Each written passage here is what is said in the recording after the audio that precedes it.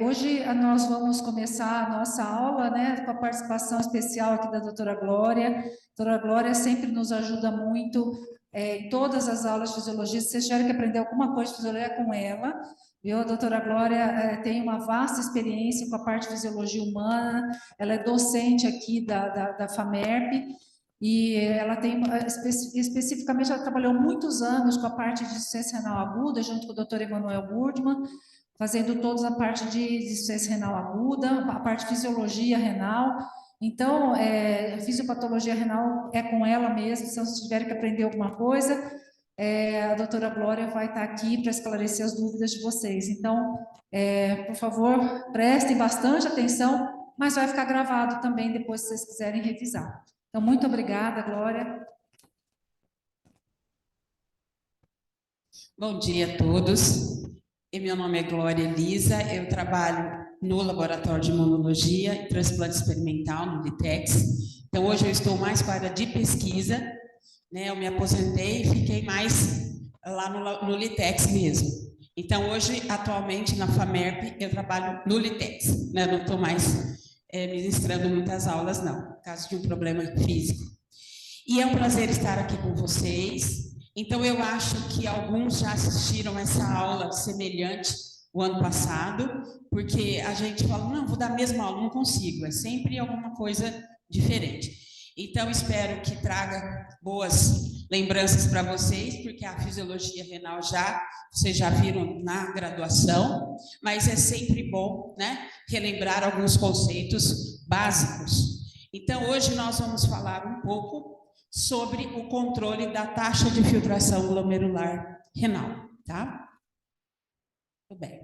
Então, esse é um roteiro da nossa aula, nós vamos falar um pouquinho sobre a manutenção dessa taxa de filtração, depois o suprimento sanguíneo renal, o que é a fração de filtração, as determinantes da taxa de filtração glomerular, a barreira de filtração, a constituição do filtrado, os determinantes da taxa de filtração mais especificamente, e a autorregulação da taxa de filtração, assim como outros altacoides que podem também influenciar na circulação renal, assim como na taxa de filtração.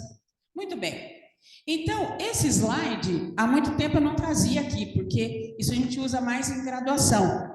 Mas nós vamos relembrar dois conceitos que nós vamos ver bastante nessa aula hoje. Primeiro, a função que todo mundo lembra na hora que fala em rins, né, é conservar aquelas substâncias que são importantes para o nosso organismo e excretar o que não nos importa. E, assim, manter constante a taxa de filtração e o controle da excreção renal de solutos e água. Então, em qualquer situação, o rim vai estar fazendo essas duas situações homeostáticas, né? Além das outras funções que nós já conhecemos. Então, nós vamos destacar especialmente essas duas funções na nossa aula hoje. Então, eu peguei um exemplo aqui de uma pessoa que está fazendo exercício. No momento que ela está fazendo exercício, o que acontece? Uma adaptação homeostática. Então, a fisiologia dispõe de sistemas de controle que trabalham o tempo todo para manter a homeostasia. Então, eu uso muito uma balancinha nos nossos slides para vocês não se esquecerem disso. Hoje nós não vamos falar muito de patologia ou de fisiopatologia. Nós vamos relembrar conceitos de fisiologia.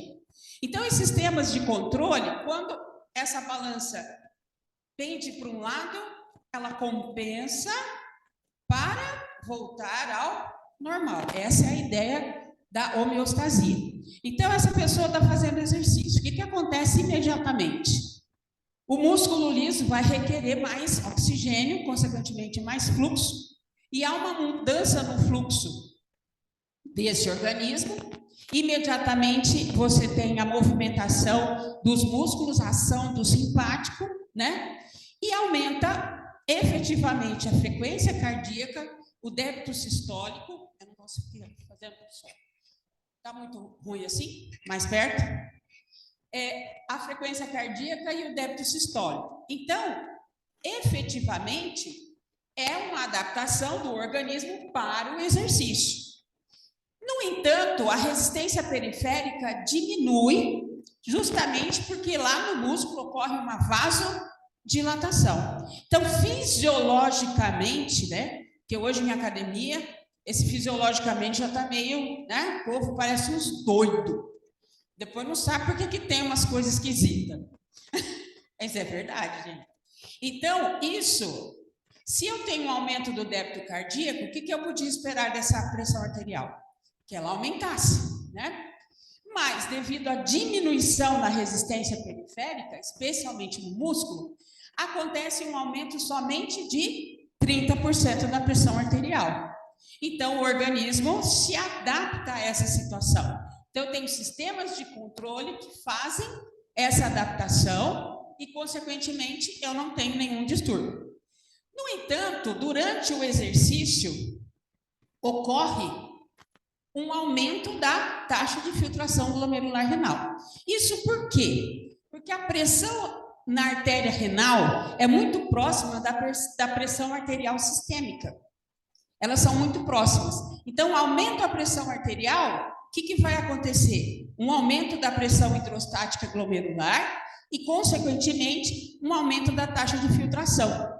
Então, o que nós teríamos no exercício, né?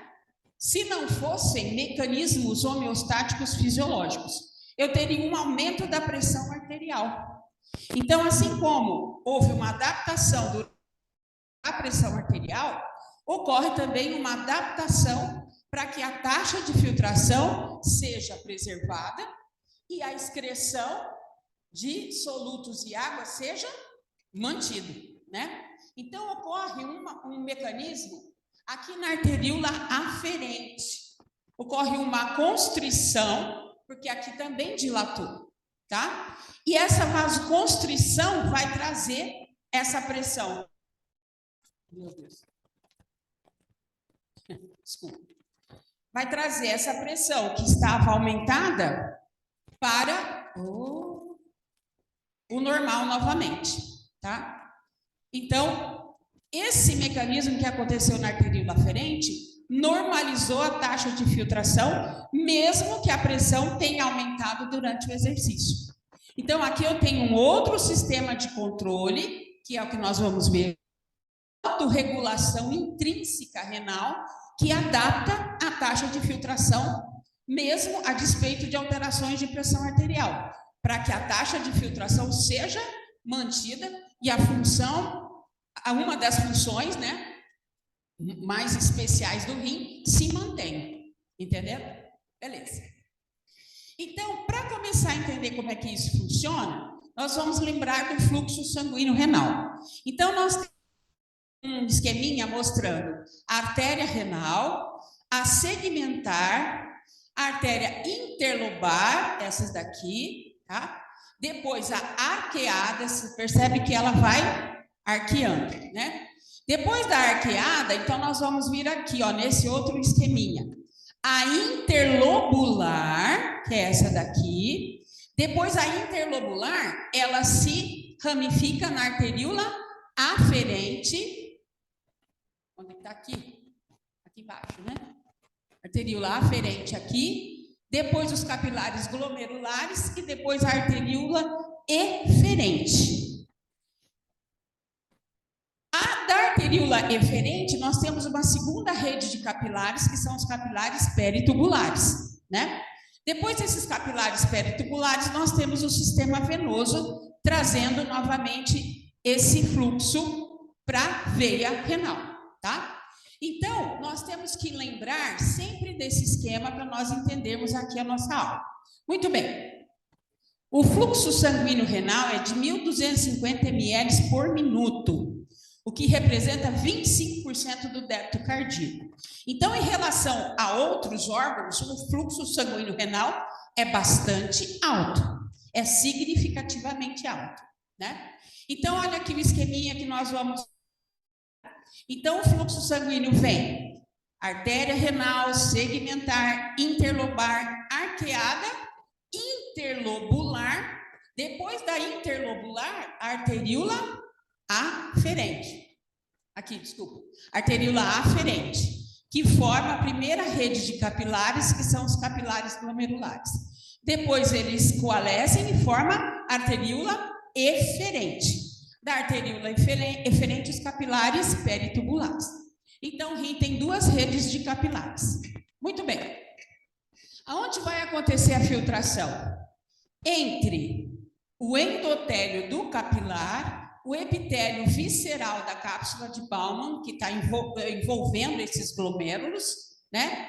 E a membrana basal. Então, eu tenho endotélio capilar, membrana basal e epitélio visceral da cápsula de Bowman. Então, aqui está o processo, a barreira de filtração.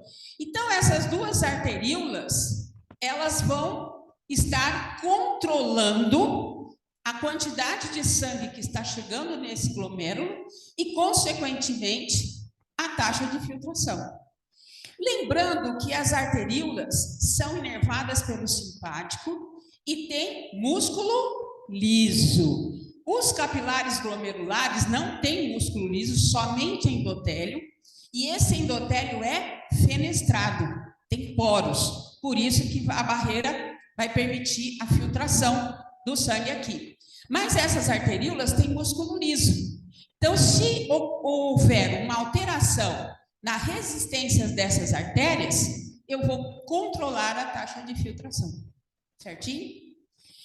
Então, aqui, como eu coloquei, modificações na resistência, os rins podem regular a pressão hidrostática nos capilares glomerulares, que é a principal pressão que vai permitir a pressão efetiva de filtração, que é em torno de 60 milímetros, ou 55 a 60, alterando, assim, a intensidade da taxa de filtração, tá? Então, vamos aqui nesse esqueminha animado, né? Nós temos a arteríola aferente, o sangue chegando aqui, aqui a barreira de filtração, endotélio, membrana basal e epitélio visceral da cápsula de Bowman. Então, aqui a filtração vai acontecer. Então, se houver alterações nessa resistência, eu posso controlar a taxa de filtração, tá? E por que que o rim tem um fluxo tão alto, né? Justamente para suprir plasma para as altas intensidades de filtração, né? Nós sabemos que isso é uma função, como nós já destacamos no começo, primordial. E também nós temos uma reabsorção ativa de sódio muito intensa ao longo dos túbulos. No túbulo proximal, na porção ascendente espessa, no túbulo distal, no túbulo coletor, enfim. Então, o rim também precisa de uma grande quantidade de oxigênio. Esse esqueminha aqui é um esqueminha do Guyton, muito coloridinho, bonitinho, né? Então, aqui nós temos os capilares glomerulares envoltos pela cápsula de Bowman. Aqui nós temos a primeira porção do túbulo, né? Que é o túbulo proximal, muito bem. Aqui, a arteríola aferente, inervada pelo simpático, então tem músculo liso, ela dilata como contrai. Então, ela tem um diâmetro X. Aumenta a resistência, diminui a resistência. Vasoconstrição, vasodilatação. Eu estou falando isso porque a gente via muitas vezes, né, as pessoas confundirem um pouco esses conceitos. Muito bem. Arteríola aferente se ramifica em capilares glomerulares, que já não tem músculo liso, capilares fenestrados, e, consequentemente, a barreira de filtração está aqui, como nós acabamos de falar. Muito bem. Depois, esses glomerulares formam a arteríola eferente, que vai formar a segunda rede de capilares próximos aos túbulos, chamados de peritubulares. Muito bem. Vamos entender o que está acontecendo aqui. Qual é a taxa de fluxo sanguíneo renal? 1.250 ml por minuto, nós mostramos no slide anterior. No entanto, cerca de metade é formada por plasma. E a metade é formada por células, hemácias, leucócitos e plaquetas. Então, essas células não serão filtradas. O que vai filtrar na barreira de filtração? Somente o plasma. Então, cerca de 625 ml, o que corresponde ao plasma, tá certo? Então, ele vai ser filtrado e a fração de filtração vai ser de 20%, que é a filtração sobre o fluxo plasmático renal. Então, o que vai ser filtrado aqui? Todo o sangue que chega aqui? Não, somente 20% vai ser filtrado. Então, a fração de filtração é de 20%. Dos 100% de sangue que está chegando aqui, dos 1.250 ml, vai filtrar 625, né? Vai filtrar 20% de 625, que é 125 ml por minuto. E por dia corresponde a 100. E nós vamos excretar cerca de 1 ml por minuto ou cerca de 1,4 a 1,5 litros de urina por dia, né? Então, nós vamos entrar em... Aqui está a fração de filtração. Nem lembrei que eu tinha escrito. Esse outro slide mostra bem isso, para a gente entender. Muitas vezes os esquemas são importantes, né? Então, muito bem. Aqui está a arteríola aferente, capilares glomerulares, a eferente, os capilares peritubulares. Então, olha, a fração de filtração é a filtração sobre o fluxo plasmático renal. Então, é 125 por 625. Isso dá 0,2, o que corresponde a 20% do plasma que flui pelos rins. Então, o que está fluindo por aqui? Cerca de 1.250 ml. Mas o que vai ser filtrado é cerca de 625, né? Desses 625, 20% são quem... Bem, desse filtrado, que corresponde a 20%, 19% vai ser reabsorvido. Dos 180 litros dia, 178,5, mais ou menos, vai ser reabsorvido. Nós vamos escrever. Então, assim,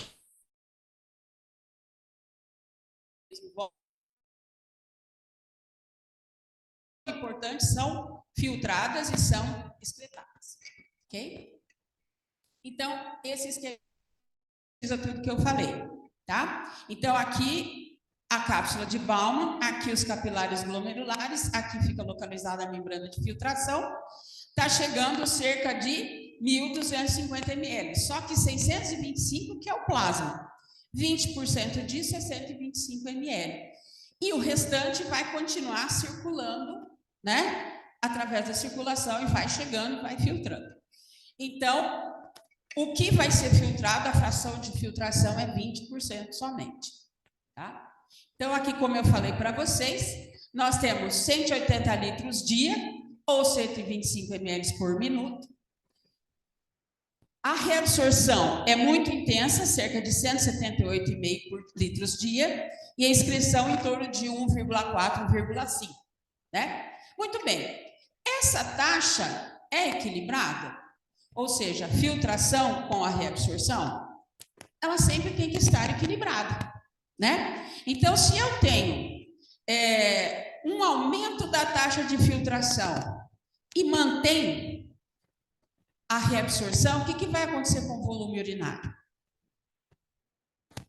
Vai aumentar muito, né? Então, isso tem que ser equilibrado. Grande parte do que é filtrado vai ser reabsorvido. E uma pequena quantidade excretada. Então, como eu falei, faz a remoção dos produtos indesejáveis e mantém aquelas substâncias que são importantes, né? O volume plasmático é cerca de 3 litros. Todo esse processo, então, vai depurando, por assim dizer, o nosso plasma. Muito bem. Aqui é um outro esquema mostrando tudo isso que eu falei, né? Da arteríola aferente, capilares glomerulares, a eferente e os capilares peritubulares. Então, grande parte, nós temos uma alta taxa de filtração. Dessas substâncias filtradas já estão dentro do néfron, né? Nós temos aqui, olha, um epitélio bastante conhecido por vocês, né? Então, nós temos aqui, olha, o túbulo proximal, a alça de Henle, a porção descendente fina, ascendente fina, ascendente espessa, depois o túbulo distal. No início do túbulo distal, nós temos o aparelho justaglomerular, muito importante, nós vamos ver hoje. Depois o túbulo coletor recebendo outros néfrons. Então, aqui nós temos, então, o filtrado já dentro do túbulo, né? Grande parte desse filtrado, substâncias importantes como sódio, cloreto, glicose, aminoácido, bicarbonato, vai ser reabsorvido. Uma quantidade vai ser secretada, né? Então, o que foi filtrado, menos o que foi reabsorvido, mais o que foi secretado, vai ser excretado, né? Então, a taxa de filtração, ela vai equilibrar para fazer justamente isso, né? Excretar o que não serve, conservar o que deve, manter o volume do líquido extracelular, que é um fator importante para a nossa homeostasia, né? Então, destacando aqui agora, rapidamente, a membrana de filtração. Então, nesse esquema, dá para ver bem mais claro, olha, o endotélio do capilar, aqui não tem músculo liso, só tem endotélio, ele é fenestrado. Depois nós temos o epitélio visceral da cápsula de Bowman. Esse é o parietal, que nós vamos ver só um esqueminha para mostrar para vocês. E esse é o visceral, tá? E entre esses dois endotélio e epitélio, nós temos a membrana basal. Essa é a barreira de filtração, tá? Vamos entrar em detalhes só para vocês rapidinho relembrarem isso. Então, imagine, vamos supor que eu tenho ali eu falo sempre uma bola de capotão, né? Tem gente que nem sabe mais o que é isso. E você coloca, ela está murcha, e você enfia a mão pressionando a bola de capotão. Então, aqui seria a sua mão, aqui seria a dobra que você vai fazer na bola de capotão. Então, o que fica próximo à sua mão ou próximo aos capilares é o epitélio visceral da cápsula de Bowman. E o que fica longe da sua mão, ou mais externamente, é o folheto externo ou parietal. Certo? Ficou claro? Tranquilo. Esse folheto interno ou visceral, esse aqui, ó, que está recebendo, aqui, ó, a nossa mão, né? Esse visceral, ele se modifica e formam os famosos podócitos. E alguns prolongamentos dos podócitos, que são os pedicelos. Tá certo? Então, a gente começa a ler muito artigo, você fica, ai meu Deus, onde é que está esse podócito? Né? Aí você vai lá no livro de fisiologia procurar onde é que está o podócito. Então, é simples. É o epitélio visceral da cápsula de Bowman, tá? Que se modifica e forma os prolongamentos. Muito bem. Aqui, olha, fica até melhor para a gente ver do que essa figura. Essa figura é microscopia eletrônica, então dá para você ver os podócitos e os prolongamentos chamados de pedicélios. Então, você vê essa figura e fala, meu Deus, o que é isso? Né? Nada mais é que o epitélio, isso que eu falei. O nosso néfron tem epitélio, né? Esse epitélio visceral da cápsula de Bowman. Aí ela se prolonga formando os podócitos e os prolongamentos dos podócitos são os pedicelos, né? Então, esse esqueminha está mostrando aqui o epitélio parietal e o epitélio visceral já está grudado no endotélio. Percebam aqui, né? Então, aqui são núcleos dessas células, formando seus prolongamentos, que são os podócitos, e o prolongamento dos podócitos são os pedicelos, né? Então, isso vai formar a barreira de filtração. Muito bem. Aqui é uma fotografia também de microscopia eletrônica, mostrando. Então, agora ficou fácil da gente entender. Então, esse é o epitélio visceral da cápsula de Bowman, os podócitos e os pedicelos, né? Aqui, em B, é a membrana basal, e aqui em A, nós temos o endotélio, que apresentam fenestras ou poros, né? Muito bem. ficou fácil de nós entendermos. E esse local aqui, onde o filtrado vai ser em continuidade, é chamado de espaço urinário ou espaço capsular, tá? Muito bem. O plasma chegou aqui, as células não serão filtradas, né? O plasma vai passar por esses poros, através da membrana de filtração e pelas fendas de filtração que se formam entre a membrana basal e o endotélio, né? Visceral da cápsula de Bowman, que são os podócitos e pedicelos. E aí, aqui, então, nós vamos ter um filtrado glomerular que cai aqui no espaço urinário ou capsular, indo em direção ao túbulo proximal, certinho? Só para a gente acordar. Tudo bem. Essa membrana de filtração, toda ela tem características especiais. Elas apresentam cargas negativas, tanto no endotélio como na membrana basal, associada às proteoglicanas, né? Como as células dos podócitos também. Então, ela funciona com uma certa seletividade, né? Só vai passar substâncias com a mesma carga elétrica. Ela apresenta repulsão eletrostática, então, consequentemente, vai deixar passar substâncias, aqui, ó, negativas, e não vai deixar passar substâncias com cargas, vai deixar passar substâncias com cargas positivas e não vai deixar, então, passar substâncias com carga negativa. Então, a repulsão eletrostática é contra uma substância, né, negativa também. Então, sendo assim, além da repulsão eletrostática, nós temos também o tamanho da molécula, tá? Então, a molécula pode ser pequena a ponto de passar através da membrana de filtração, mas se ela também tiver carga negativa, tá certo? Ela não vai passar apesar do tamanho dela. Então, além do tamanho, nós temos a carga dessa molécula. Então, substâncias com baixo peso molecular, mas moléculas com carga positiva, essas sim vão passar através da membrana de filtração. E o que não vai passar? As células, como nós já vimos, e substâncias grandes ou com carga negativa, tá certo? Então, ela não deixa passar as proteínas plasmáticas em grande quantidade. Um pouquinho ainda passa, né? Então, que tipo de constituição que nós temos no filtrado glomerular, logo após a barreira de filtração? Temos água, temos os eletrólitos, glicose, aminoácidos importantes para o nosso organismo, ureia, creatinina, que são metabólitos, alguns fármacos, metabolismo de fármacos que nós ingerimos, substâncias estranhas, né? Por exemplo, uma intoxicação, tudo vai passar aqui somente os constituintes do plasma, menos das proteínas. E nós já vimos que as células também não vão passar, né?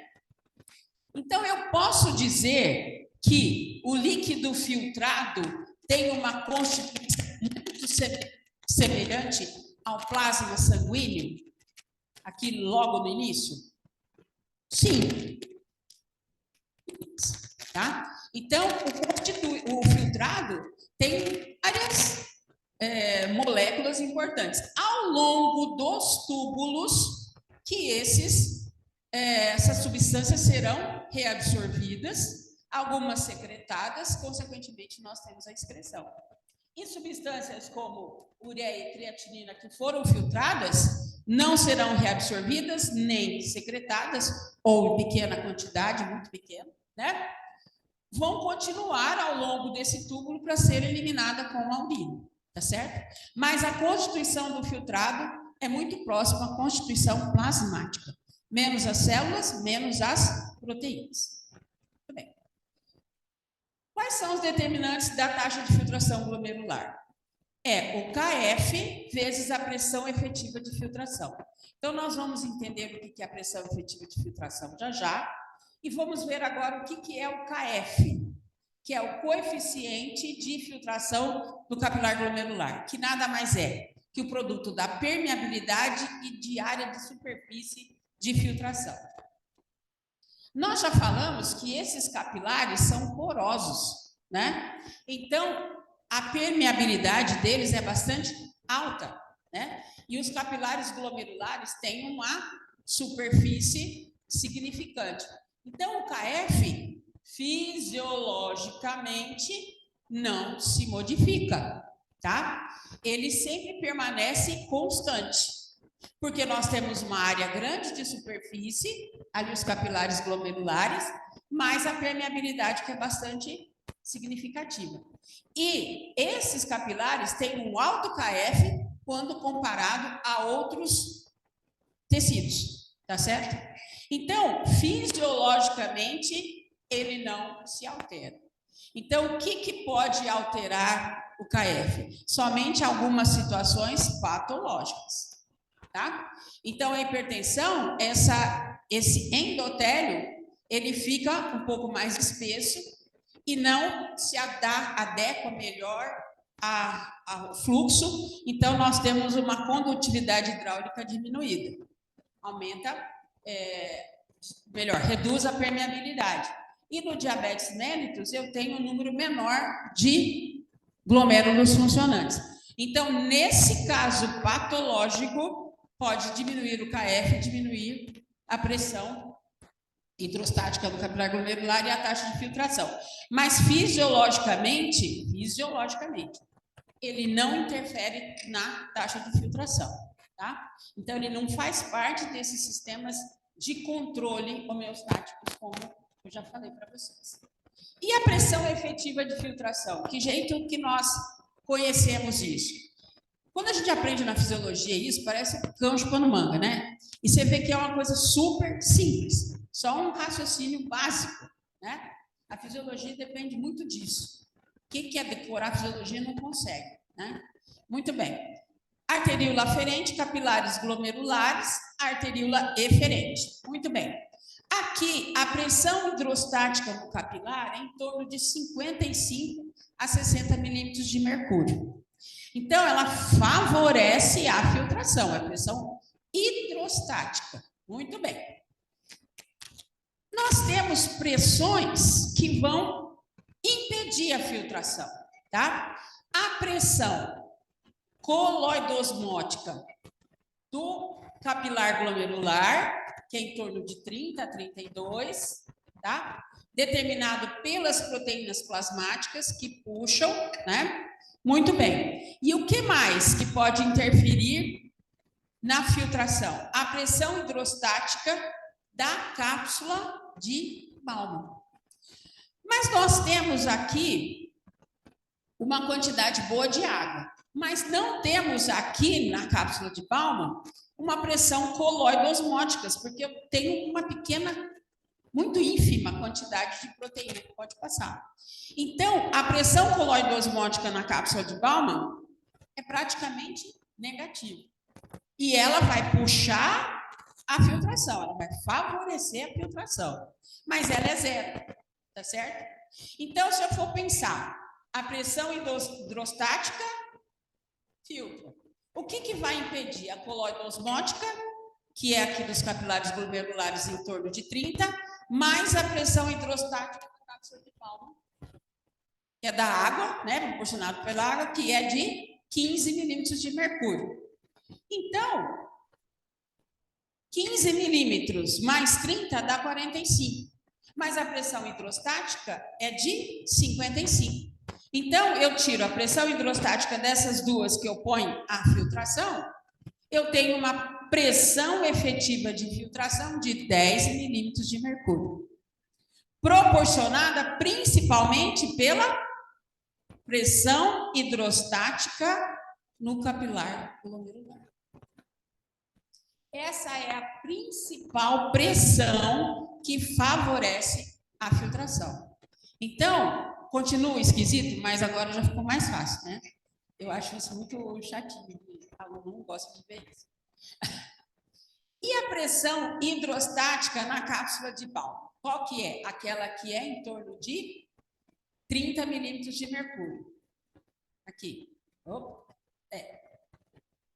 Pressão hidrostática na cápsula de Bowman, cerca de 15 milímetros de mercúrio. Estou confundindo aqui. Muito bem. O que acontece? Ela se opõe à filtração, mas ela é menor que a pressão hidrostática, né? No entanto, se eu tiver um aumento dessa pressão, o que ela vai fazer? Como ela se opõe à filtração?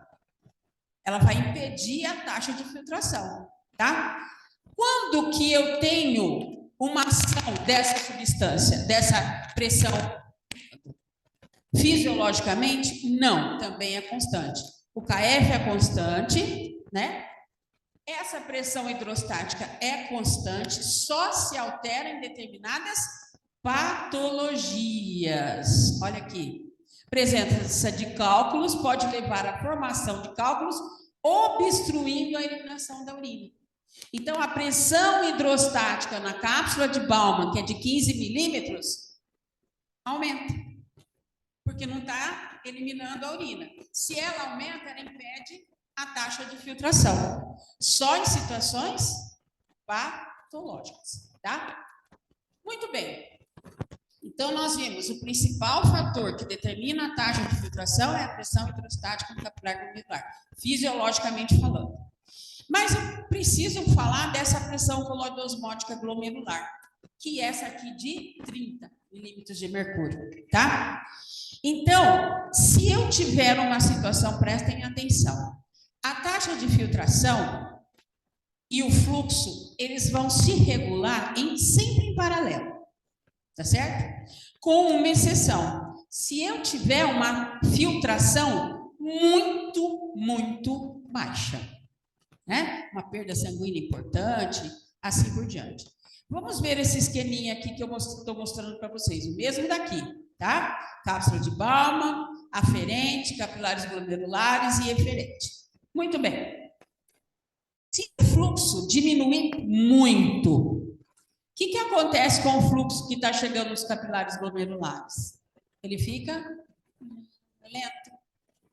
Ficando muito lento, o que vai acontecer com a fração de filtração? Vai aumentar, além daqueles 20%. E o que vai acontecer? Opa, falei antes. Aqui presente nos capilares glomerulares. Vai aumentar. E aí, ela se opõe à filtração, o que ela vai fazer? Diminuir a taxa de filtração. Vamos relembrar? O fluxo sanguíneo renal vai se autorregular junto com a filtração, com uma exceção. Se eu tiver uma baixa presença, um baixo fluxo sanguíneo renal. Então, aqui, olha, alteração do fluxo sanguíneo renal podem influenciar a taxa de filtração independente da pressão hidrostática glomerular. Certo? Então, fisiologicamente, quais expressões que vão determinar a filtração? A pressão hidrostática no capilar glomerular é a principal pressão que permite a filtração, que fisiologicamente vai fazer esse mecanismo autorregulatório. Vocês lembram no exercício? A taxa depois voltou para o normal. E a pressão coloidosmótica também pode afetar se eu tiver uma diminuição significativa no fluxo sanguíneo renal, que não é muito incomum para vocês, né? Muito bem. Então, fisiologicamente, a principal fator que determina a taxa de filtração glomerular é a pressão hidrostática glomerular, que garante a pressão efetiva de filtração. Certo? Muito bem. Se eu tiver um aumento na pressão hidrostática no capilar glomerular renal, ocorre um aumento na taxa de filtração. Se eu tiver uma diminuição na pressão hidrostática glomerular, eu tenho uma diminuição na taxa de filtração. Então, essa PGC, que é a pressão hidrostática glomerular, às vezes eu vou falar PGC para ficar mais fácil, né? Ela é determinada por 3 variáveis. Como nós falamos no início, a pressão na artéria renal é aproximadamente igual à pressão arterial sistêmica. Se eu tiver qualquer alteração na pressão arterial sistêmica, eu tenho na pressão arterial renal e eu vou ter na taxa de filtração, passando pela pressão hidrostática no capilar glomerular. Vou falar de novo. Alterou a pressão arterial, altera a pressão na artéria renal, altera a pressão hidrostática no capilar glomerular renal e altera a taxa de filtração. Tá certo? E nós já vimos também que a arteríola aferente e eferente, como apresenta um músculo liso, se eu tiver um aumento ou uma diminuição, modificações na resistência dessas artérias, eu vou também controlar a pressão hidrostática glomerular e, consequentemente, a taxa de filtração. Tá certo? Então, esse é o fator fisiológico que vai trabalhar para trazer pressão novamente, a taxa de filtração novamente para o normal, tá?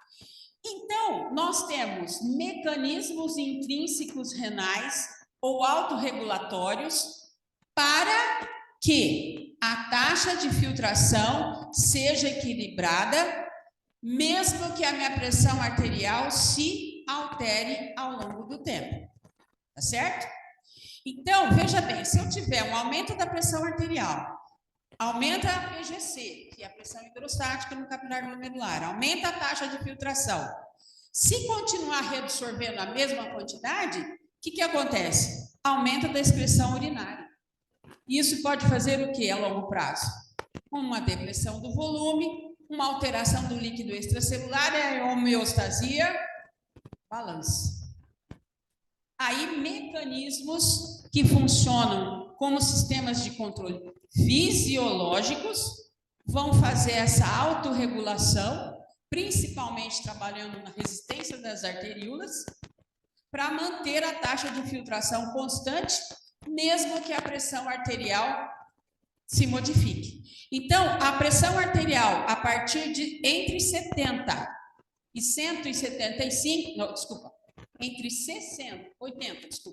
80 e 175, olha aqui, a taxa de filtração vai aumentando conforme vai aumentando a pressão.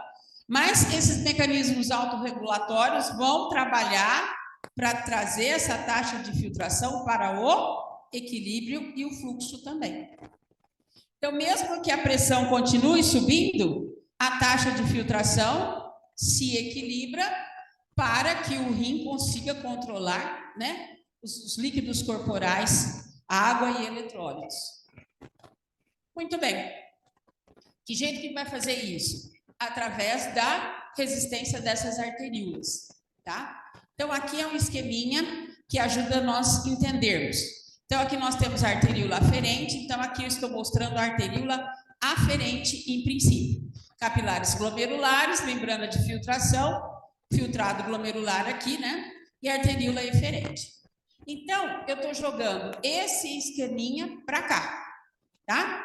Então, normal, arteríola aferente, capilares glomerulares e arteríola eferente. Aferente, glomerulares e eferente. Muito bem. Se eu tiver uma vasoconstrição na arteríola aferente, o que vai acontecer? A pressão hidrostática vai diminuir. O fluxo também e a taxa de filtração também. De acordo com a necessidade do organismo, tá? Como nós vimos lá no começo, aumentou a pressão arterial porque fez exercício. Para organizar a taxa de filtração, fez uma vasoconstrição na arteríola aferente. Normalizou. Mas para baixar demais? Não, para voltar para o equilíbrio. Estava alta. Equilibrou, fisiologia, beleza? É logo. E eu posso também ter uma vasodilatação na arteríola aferente. O que vai acontecer? Óbvio, aumenta a pressão hidrostática, aumenta a taxa de filtração, aumenta o fluxo. Que situação de PA isso pode acontecer? Se a PA estiver baixa, um choque, né? O rim vai fazer uma vasodilatação na arteríola aferente para trazer isso Para subir demais? Não, estava baixo. Não, só para trazer para o equilíbrio, tá?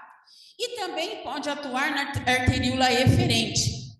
Mas a arteríola eferente depende da constrição. Se eu tiver uma vasoconstrição, aqui é a arteríola eferente, moderada, ó, eu tenho um aumento da resistência, mas não muito. O que acontece? O fluxo diminui aqui, que eu parei, né?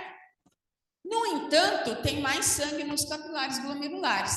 Aumenta a PGC e aumenta a taxa de filtração. Se essa vasoconstrição em AE for muito significativa, aí não funciona, tá? Quem faz isso de preferência? Angiotensina 2. Ela faz uma vasoconstrição em AE, fisiologicamente moderada, né? Então, como eu já falei para vocês, se eu tiver um aumento da pressão, olha, o fluxo vai aumentando, a pressão vai aumentando, a taxa de filtração vai aumentando. De 80 a 175, o que acontece? O fluxo mantém em equilíbrio e a taxa de filtração também, a despeito da pressão arterial, certo? Então, esses mecanismos autorregulatórios fazem isso através da alteração da resistência das duas arterias, tá? Fisiologicamente falando. Então, é uma perfeição, né, gente? Muito bem. Que mecanismo que vai fazer isso? É o feedback túbulo-glomerular, que vai avaliar a concentração de cloreto de sódio na mácula densa e o controle das resistências para vocês agora. Então, muito bem. Para esse feedback túbulo-glomerular, eu preciso muito do aparelho justaglomerular, que vocês conhecem muito bem. Lá no túbulo distal eu tenho a mácula densa, que são células especializadas, né? E temos aqui as células justaglomerulares próximas às duas arteríolas, né? E as células mesangiais fazem parte também do aparelho justaglomerular.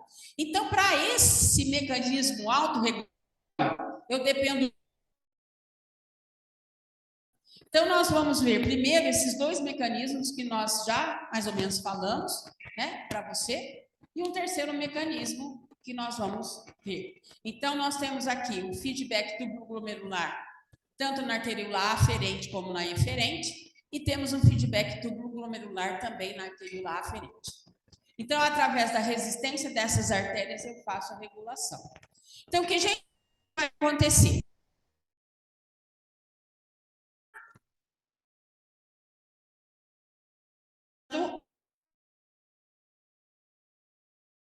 E aqui as células da mácula densa estão ali, percebendo essa situação.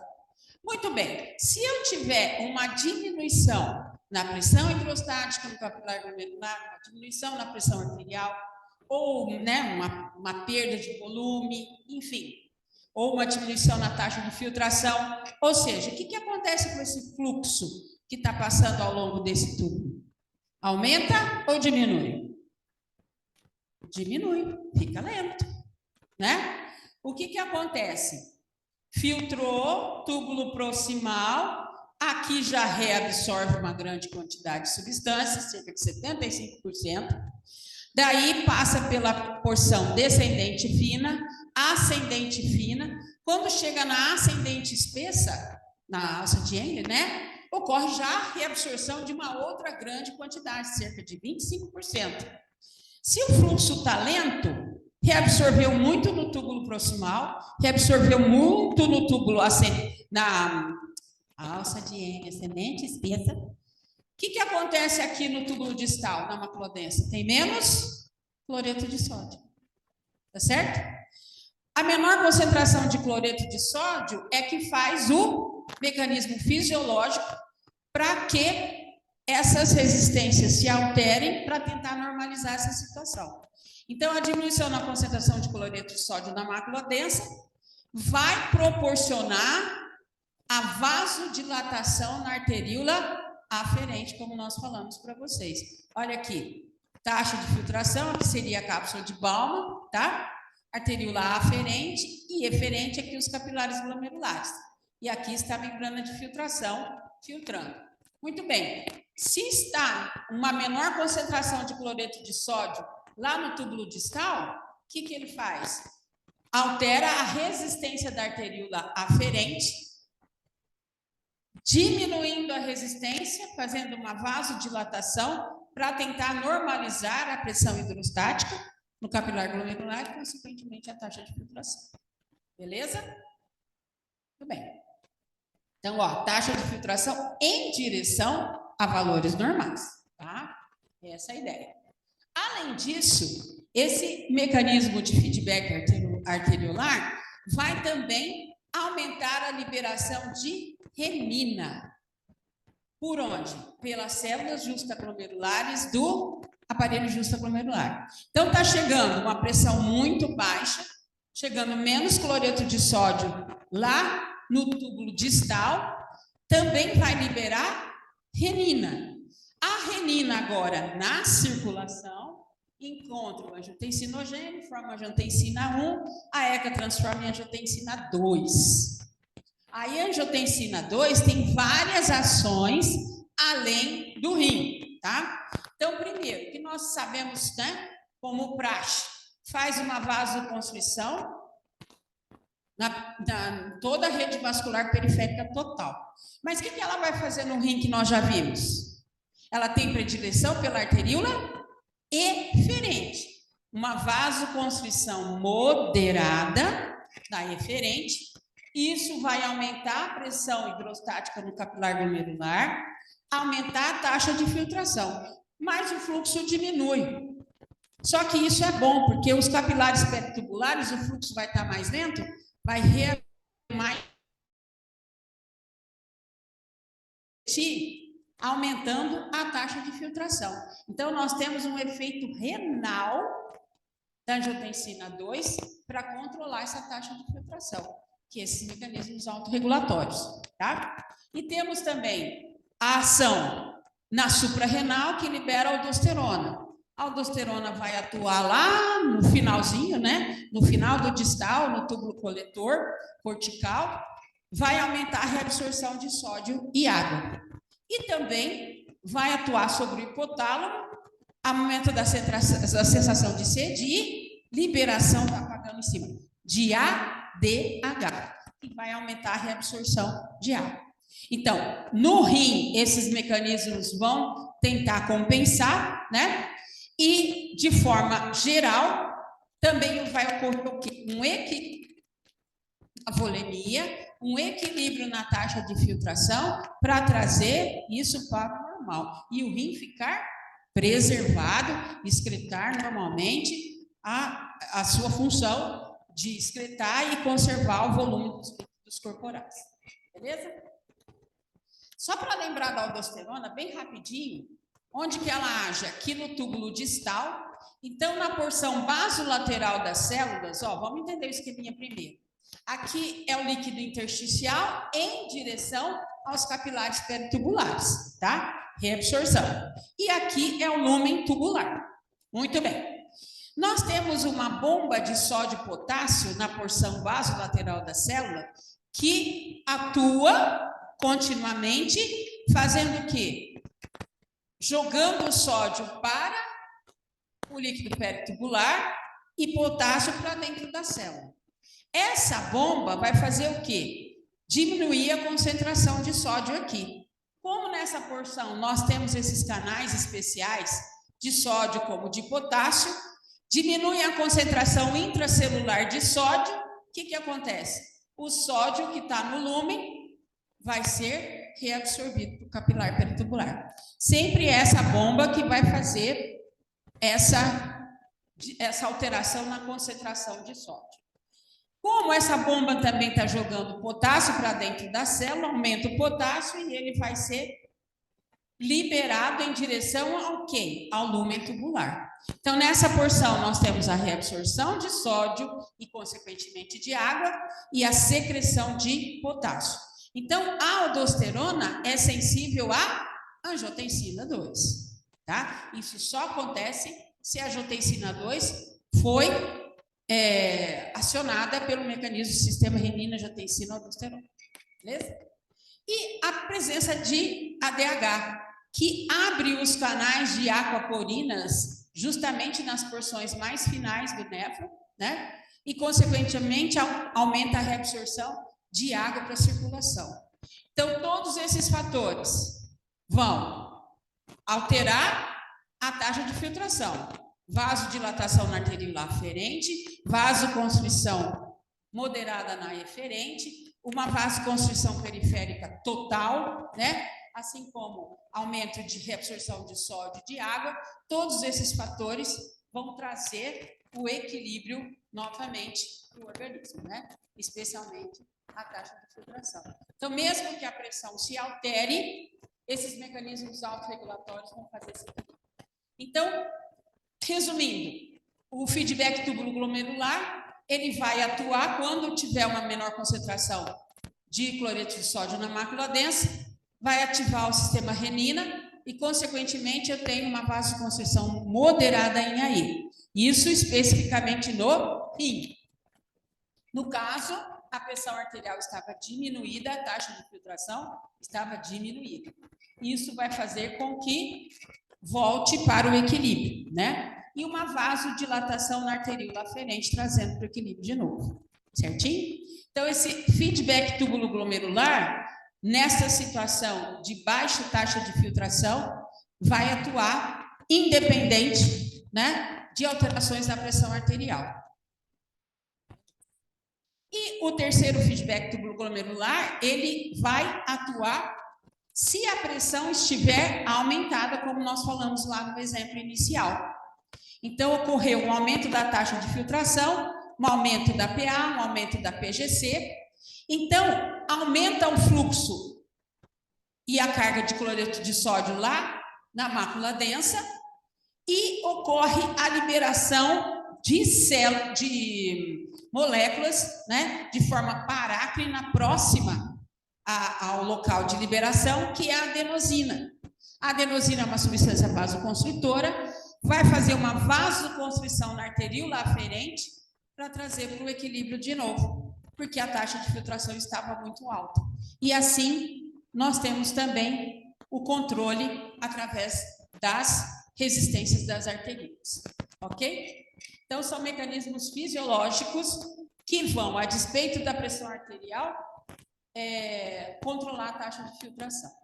Além desses mecanismos autorregulatórios, nós temos a ação de outras substâncias que também podem interferir nessa circulação. Gente, vou acabar.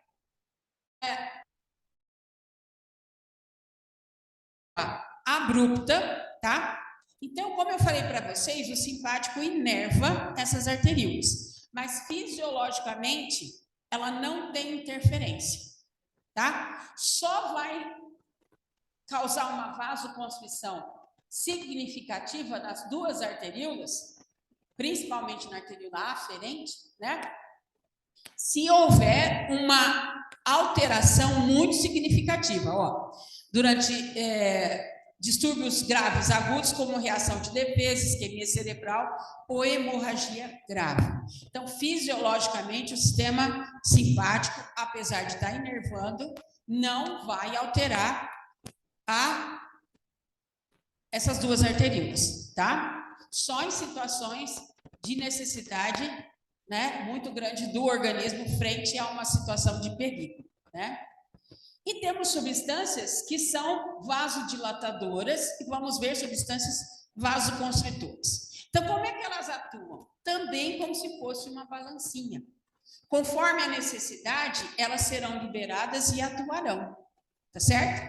Então, esses altacoides, como por exemplo, quando eu tenho, como eu já falei para vocês, uma queda na pressão arterial, uma diminuição na taxa de filtração, ativo o sistema renina-angiotensina-aldosterona e eu tenho uma vasoconstrição moderada em AI. Isso normaliza, né, a taxa de filtração lá nos rins. Libera DH, libera aldosterona, nós já vimos isso. Assim como outras substâncias, como endotelina, presente no rim, né, liberado por células endoteliais, ela é importante no caso de hemostasia ou minimizando uma perda sanguínea. Mas se eu tiver um aumento da endotelina, ela é uma substância vasoconstritora tanto em AA como em AE. Em que situação que eu posso ter?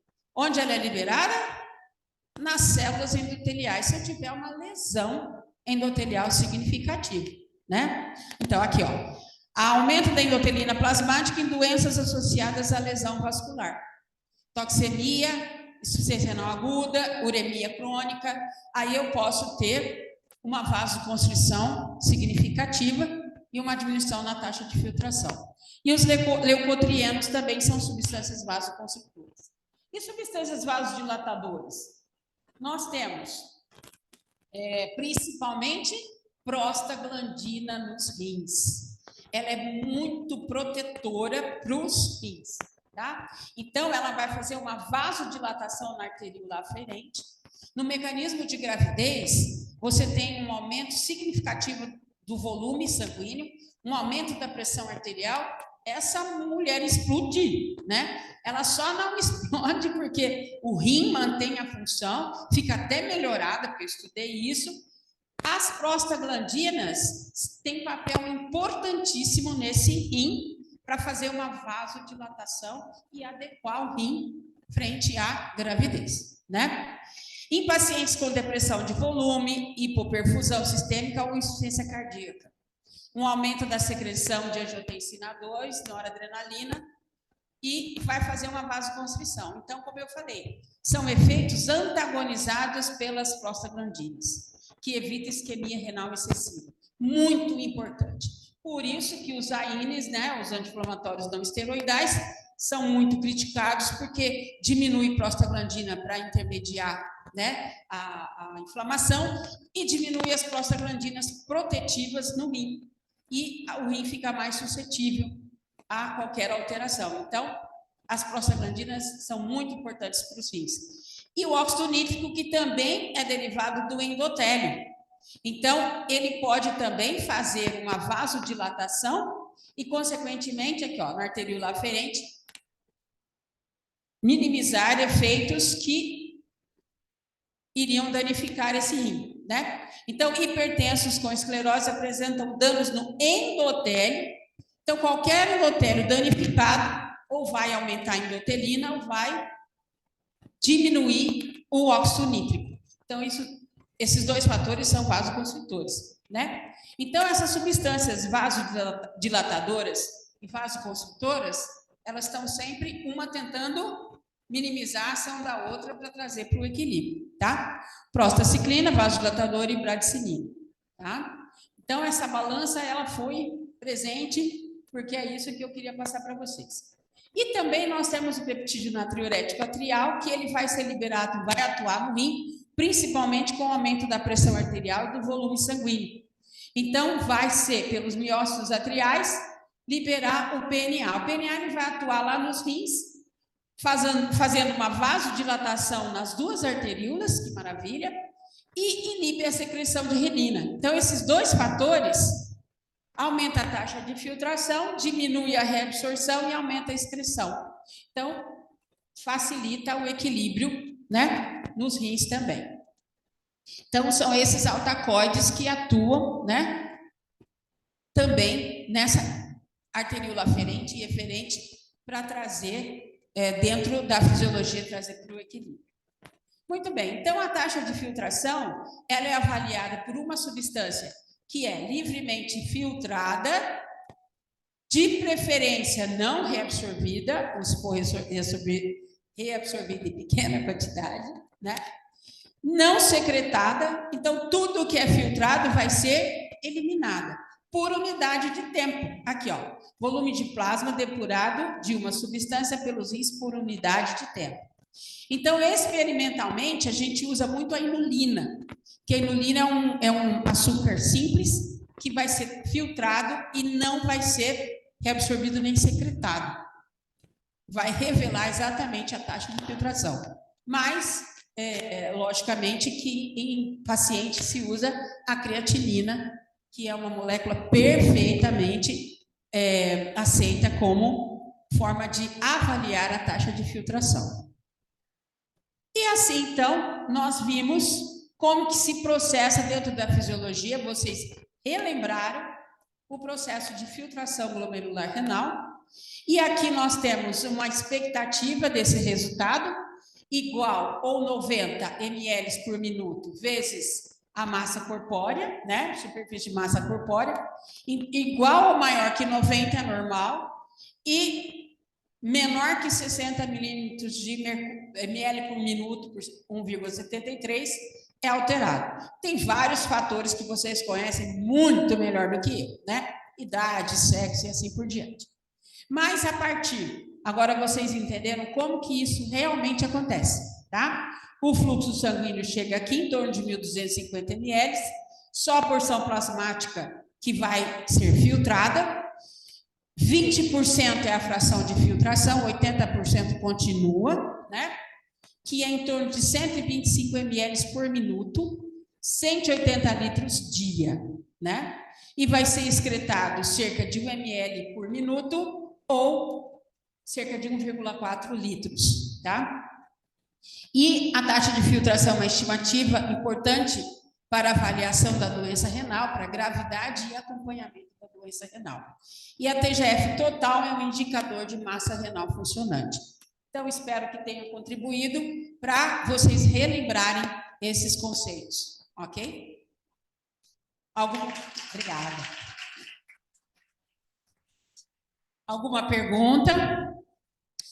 E eu fico lá no Litex, tá? Então, acho que muitos conhecem, entrando pela rampa lá embaixo, é o primeiro laboratório da esquerda. O dia que vocês quiserem nos fazer uma visita, serão bem-vindos, tá bom? Muito obrigada. Nós que agradecemos. Professora Glória, é uma aula essencial para o nefrologista, muito boa de ouvir. Volte sempre, é uma aula que a gente gostaria de dividir inúmeras vezes, para que a gente tivesse sempre esse contato, novamente, com essa fisiologia tão importante, né? Como nefrologista, a gente está sempre usando e, como você mostrando, fica muito clara. Muito obrigada, viu? A professora Glória realmente sabe muito sobre isso. Então, fiquem à vontade com ela, né, Glória? Procurem sempre ela. Agradeço em nome da disciplina. Muito obrigada.